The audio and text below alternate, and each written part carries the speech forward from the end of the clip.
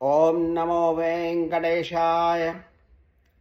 अस्य श्रीवेङ्कटेशद्वादशनामस्तोत्रमहामन्त्रस्य ब्रह्मा ऋषिः अनुष्टुप्छन्दः श्रीवेङ्कटेश्वरो देवता इष्टार्थे विनियोगः। नारायणो जगन्नाथो वारिजासनवन्दितः स्वामी पुष्करिणीवासी शङ्खचक्रगदाधरः पीताम्बरधरो देवो गरुडासनशोभितः कन्दर्पकोटिलावण्यः कमलायतलोचनः इन्दिरापतिगोविन्दः चन्द्रसूर्यप्रभाकरः विश्वात्मा विश्वलोकेशो जयः श्रीवेङ्कटेश्वरः।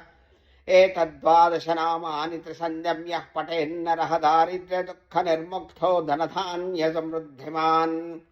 जनवश्यं राजवश्यं सर्वकामार्थसिद्धिदं दिव्यतेजः समाप्नोति दीर्घमायुश्च वुण्डति। ग्रहरोगादिनाशं च कामितार्थफलप्रदम् इह जन्मनि सौख्यं च विष्णुसायुज्यमाप्नुयात् इति ब्रह्माण्डपुराणे ब्रह्मनारदसंवादे श्रीवेङ्कटेशद्वादशनामस्तोत्रम्।